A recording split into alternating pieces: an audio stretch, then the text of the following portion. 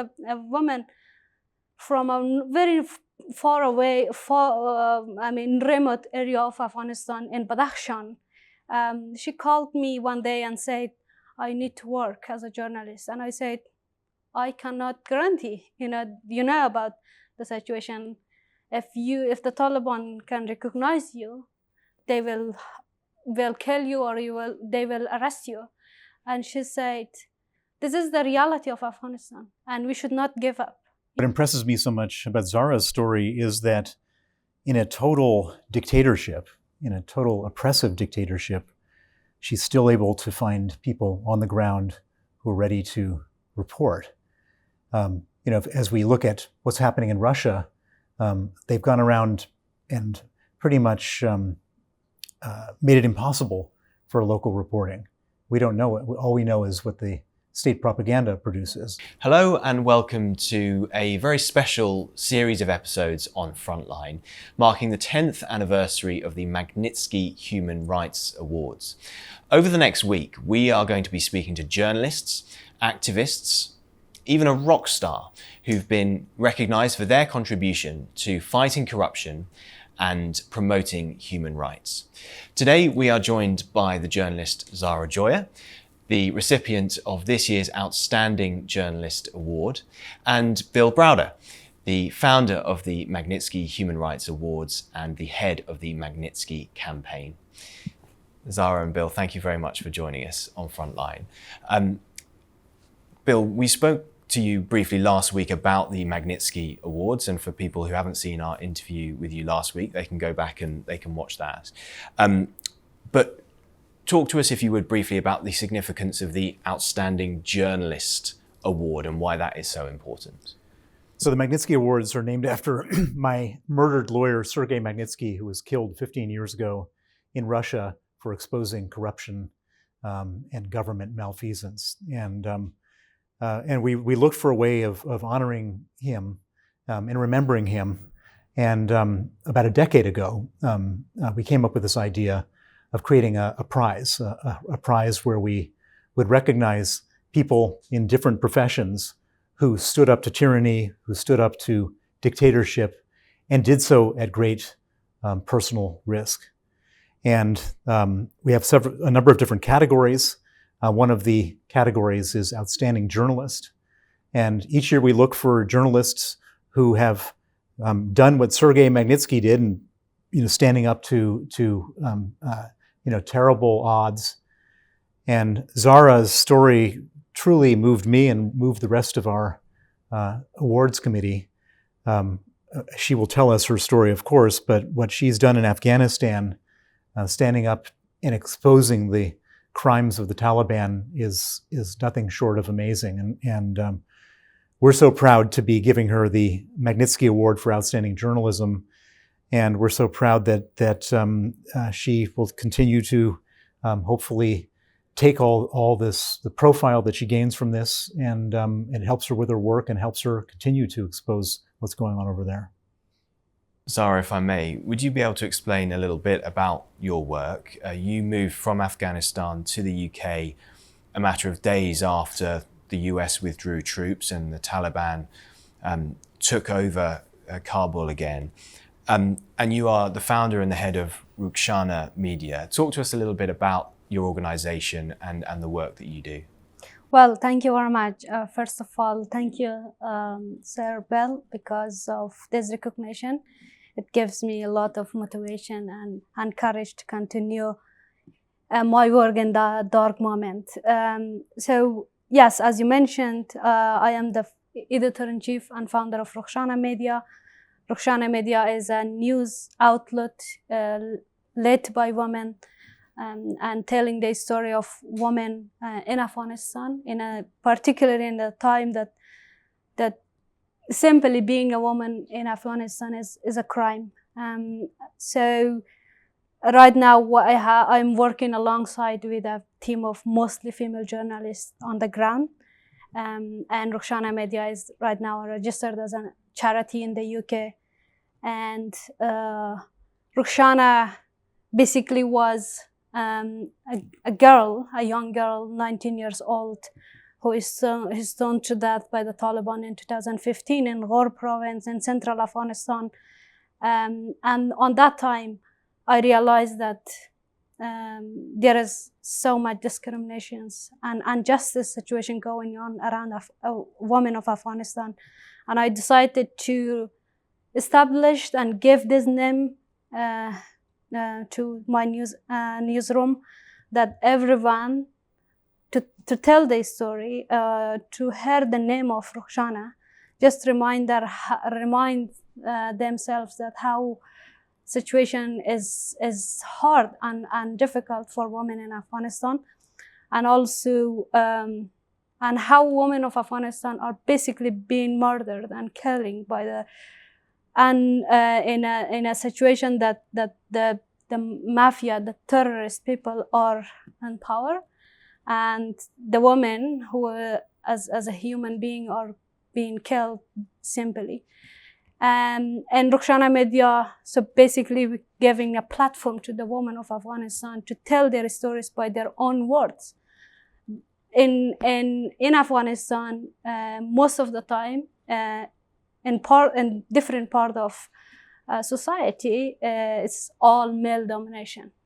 So we need to tell our story to the world by our own word and own voice.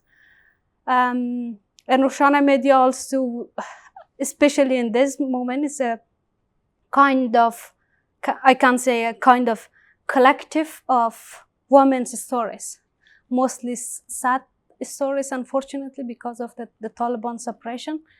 But we have a few powerful and inspiring stories from women of Afghanistan also. And you came to the UK because you feared for your own safety, is that right? Absolutely. I used to work as a journalist since 2011.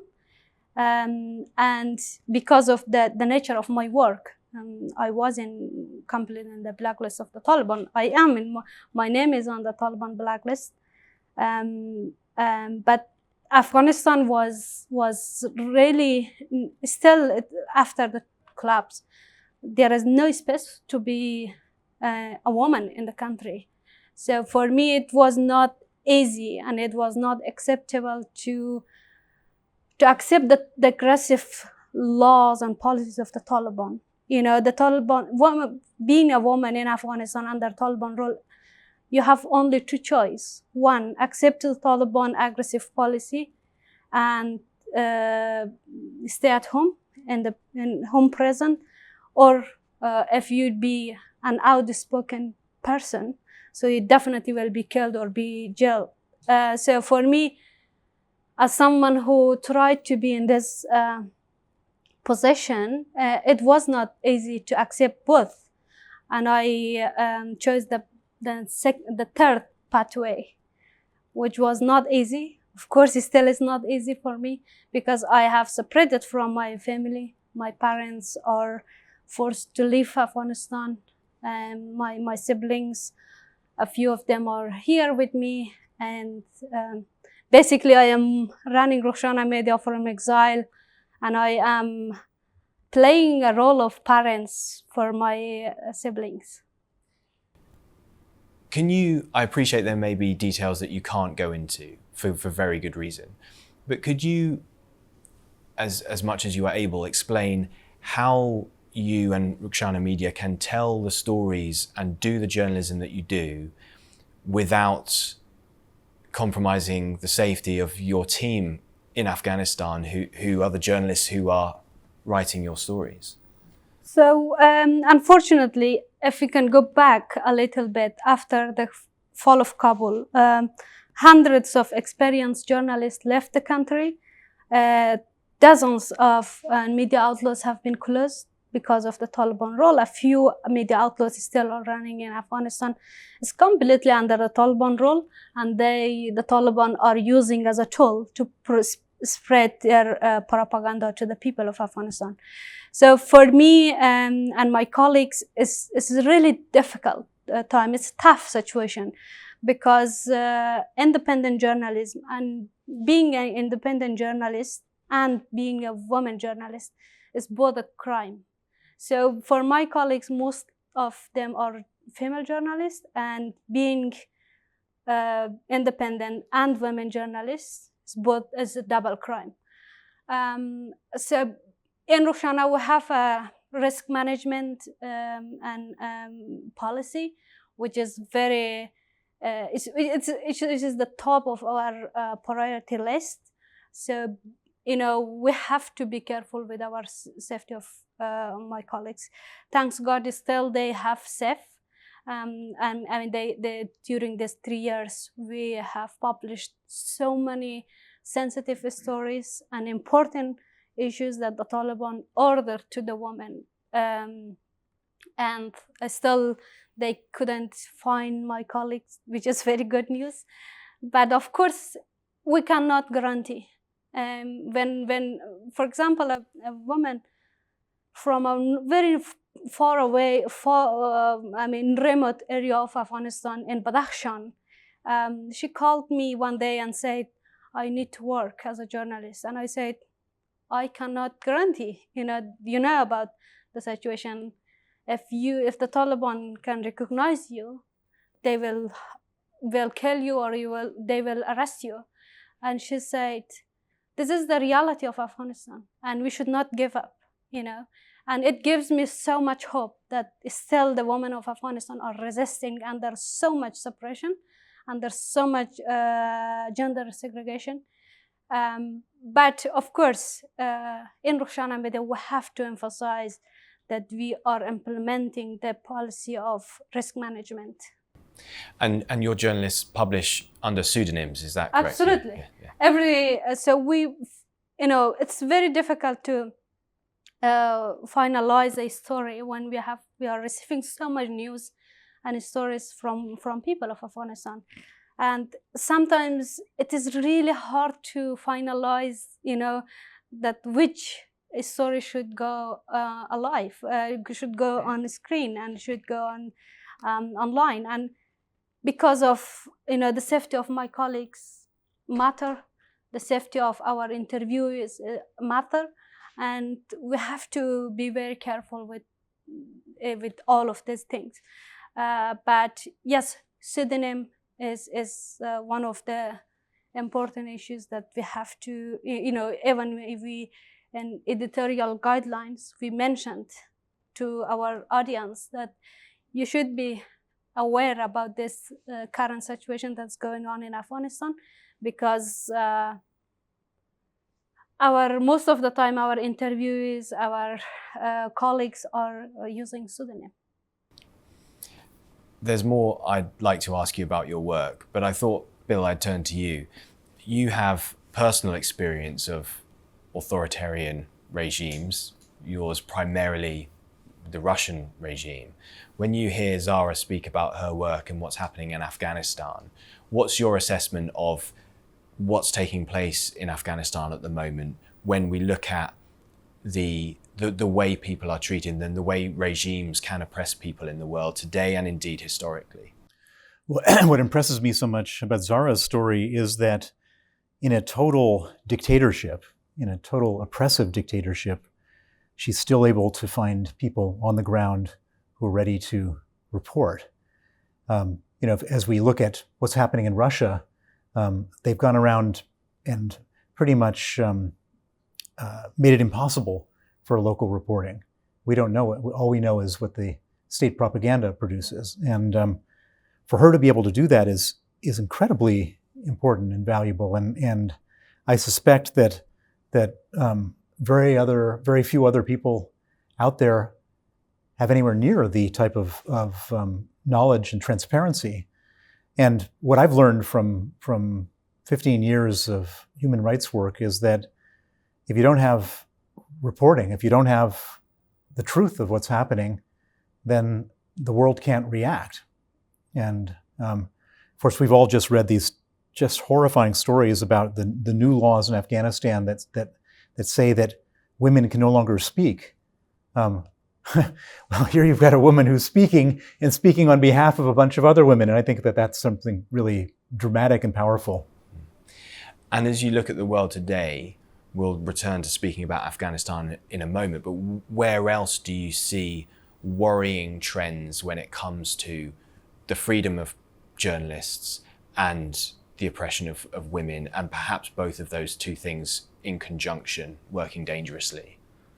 Well, I mean, the question should be rephrased, where don't you see that? Because there are so many places where you do. I mean, we're watching these horrible images coming from Iran with what they're doing with the headscarves and killing people, hanging people, and so on and so forth. And again, we don't have much detailed journalism coming out of Iran for the same thing. Of course, there's Russia, as I mentioned.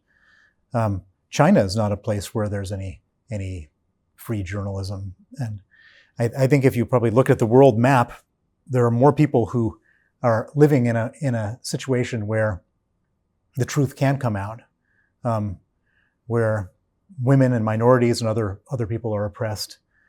And it's such an important part of society to be able to hear these stories, to understand what's going on, and to react to these stories. Because most countries, even the Taliban, they have to, in one way or another, they have to interact with the rest of the world. And if the rest of the world condemns them for the things that they're doing, and the only way that they can know about the things they're doing is by hearing these stories.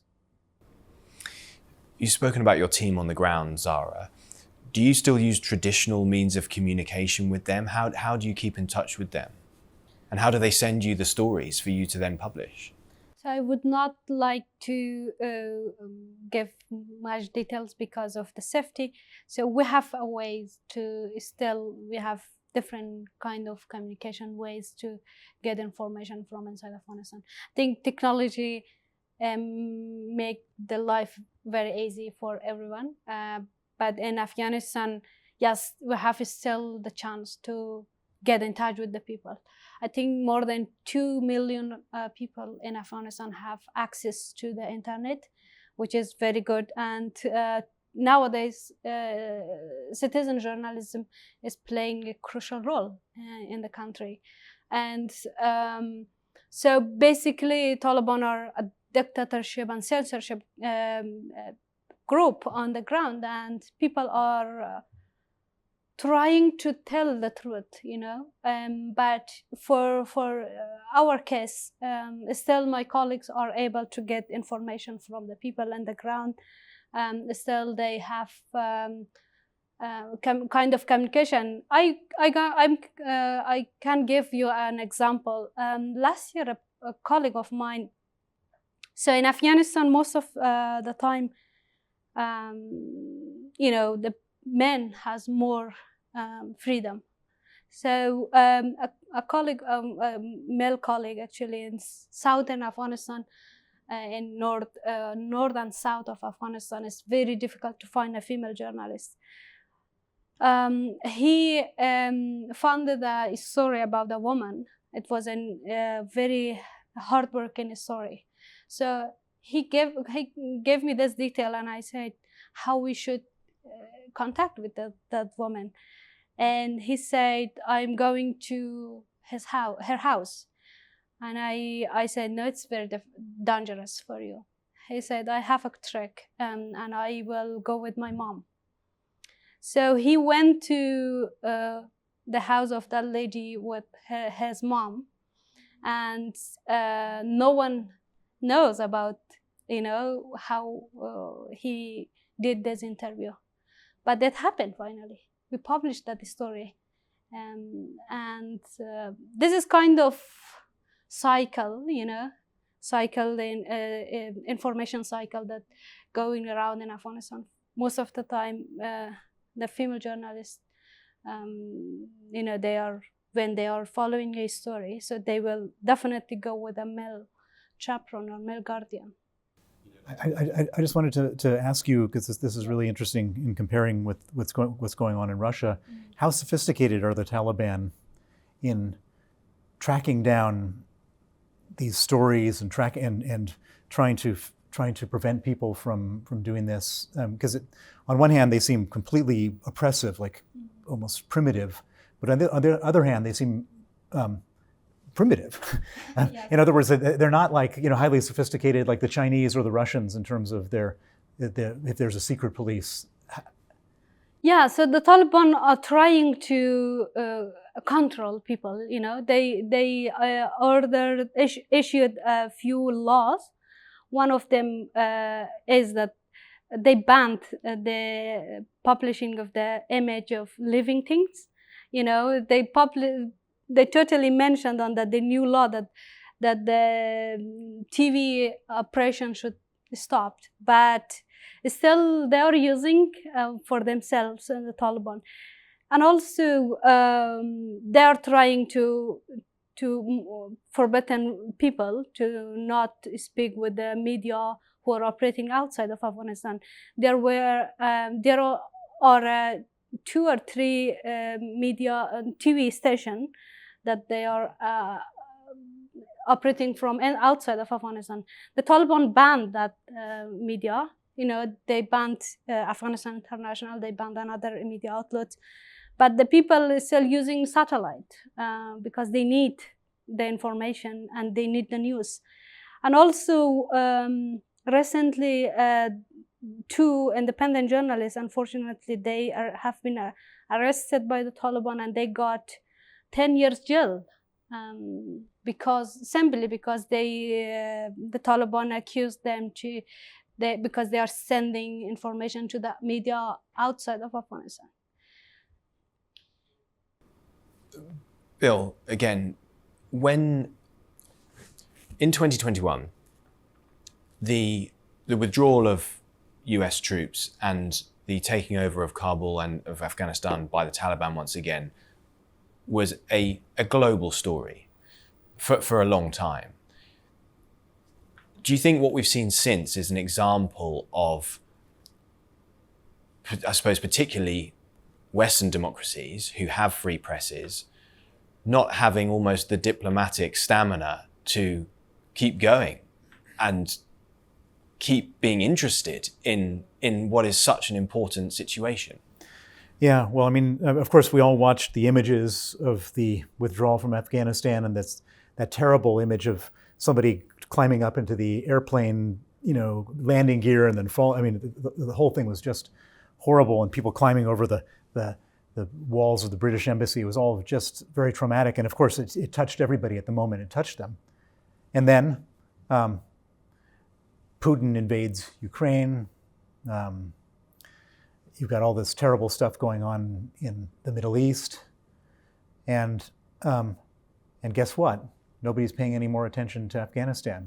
I mean, it's few and far between that we see the stories that you're reporting, the terrible things that are happening there, breaking through into the eyes of the West. And I think that in a certain way, we have too much bad stuff going on everywhere, and it's like whose atrocity gets paid attention to. And at the moment, the atrocity of women in Afghanistan is losing almost every bit of attention, and that's why Zahra's work is so important, and that's why we chose Zahra this year for the award. Is we want to make sure that what's happening to the victims in Afghanistan that she's reporting on breaks through more than it already has. Zahra, Bill mentioned there what's happening in the Middle East, but also in Ukraine. You fled the Taliban in 2021. 6 months later, Russia invaded Ukraine. When that happened, was there a part of you that instantly knew your job in telling the stories of women in Afghanistan was about to get a lot harder? Absolutely. After the Russia invasion in Ukraine, Afghanistan disappeared from the international headlines, unfortunately, because the most of attention was in Ukraine. Obviously, it was a proper war in Ukraine, but in Afghanistan, half of the population of Afghanistan are completely fighting alone. They are facing with the dehumanization in the country.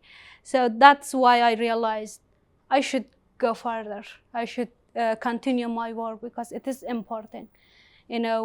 Otherwise, international media outlets, they are busy with somewhere else, and because the nature of their work, they should cover the proper war somewhere in Middle East, in Ukraine, and somewhere else in the world. But in terms of women of Afghanistan, we definitely need to focus on the ground. So for me, although it was really difficult, and it still is really difficult to work, because we are facing lots of challenges.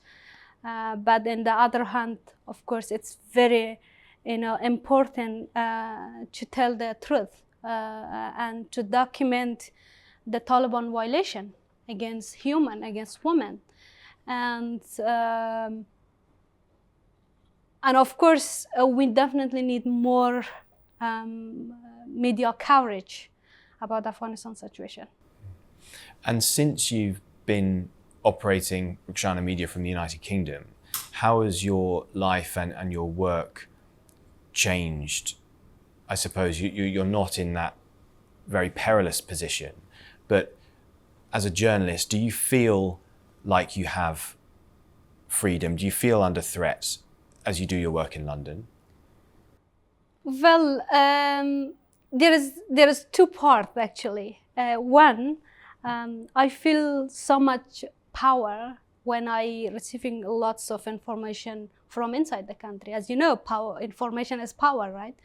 And the other hand, of course, sometimes it's really difficult to understand how women are struggling, and of course there is threatening from Taliban side, from the Taliban supporters through social media. Even I got threat directly from the Taliban members. They threatened me myself, they threatened me, my family members. And one of the Taliban local member in my province, in Bamyan, he directly sent me a message and said, I know about your area, where you are living, where your relatives and where your family members. You should stop propaganda. And they are seeing my job as a, not a journalist. They're saying as someone who is spreading propaganda. Of course, it's not. During these 3 years, I have received so much story from women. And also, sadly, I watched a video of gun rape of the Taliban on a woman in the prison of the Taliban, and I received so much. It gives me lots of feeling that how the people can trust on me, and sharing the very private stories that they cannot tell to others. And of course, on the other hand, starting new life from scratch, it's really difficult. You have to be with finding house, paying bills, and working with lots of other things to settle a new life in the new country, in the new environment. And also be careful with your own safety.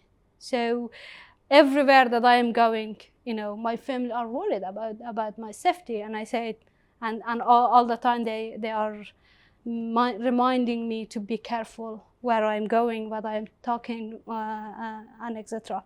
But basically, we should not give up, and we should tell the truth. This is important. And Bill, I suppose Zahra has articulated very wonderfully the experience of being in exile.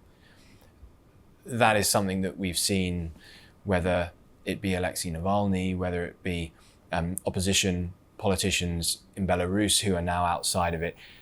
What do you think is now the characteristics of people who are trying to influence their countries but having to do so outside of them now, and that emotional challenge as well as a practical logistical challenge that Zahra's articulated there?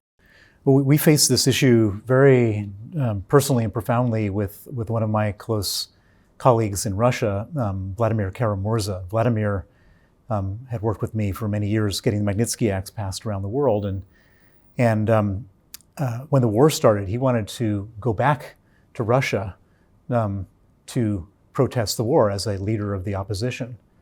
And I was here in London with him 3 days before he was going to go back. And I said, don't go back. The worst that happens is they kill you. The best that happens is they put you in jail. He was unmoved because he said, I can't do what I need to do from abroad. I have to do it in Russia. And within 24 hours, he was arrested and he was sentenced to 25 years in prison in Siberia. He was put in solitary confinement and he was slowly dying in a tiny cell. And he was finally, after an enormous campaign, we got him released in the prisoner swap. And now he's out. And I think that, like Zahra, like many others, you can be much more effective being alive and being outside the country and doing what you can from outside the country. And one shouldn't underestimate the effect that you can have outside the country, because you certainly will have no effect if you're dead or if you're sitting in a prison cell. Congratulations on receiving the award. Thank you. What does it mean to you personally to be receiving it? It means that my voice, my work, my teamwork has been recognized, and it means for me that my voice and the voice of people of Afghanistan, especially women, have been heard, and it gives me so much energy and motivation to continue. And I think it's not a simple symbol of kind of recognition. It's remind us that how the work of human rights defenders and the journalists who are telling the truth is important and valuable. Well, it's been a pleasure to speak to both of you. Thank you very much for doing so. On behalf of a Western media organisation, thank you for your work in doing what you do. And we hope that the awards on the 14th of November go wonderfully, and that they do exactly as you described, Bill, and shine a light on some of these wonderful, wonderful examples. The other thing that they do is when you bring together these 7 heroes into a room, into a big audience, nobody feels so alone in their fight, in their struggle. And everybody can see that there's some other heroes around there. There's some other people making the same sacrifice. And everybody walks away feeling good and feeling energized and feeling optimistic that in a terrible world, there's still some unbelievably great people. Well, we'll be speaking to 1 or 2 more of them over the next week on Frontline with your assistance as well, Bill. So we thank you very much for that. And congratulations once again. Thank you very much. Thank you. Thank you. Thank you for watching Frontline from Times Radio, the interview series bringing you expert analysis on the world's conflicts, particularly the war in Ukraine. For more, you can listen to Times Radio. You can also go to the Times website, take out a digital subscription, and have access to all the reporting done by our foreign correspondents in Ukraine and indeed elsewhere around the world. And also listen to the Times' World in 10 podcast every day. We take you through the latest developments all in 10 minutes. That's the Times' World in 10 podcast. Thank you very much indeed again for watching Frontline from Times Radio.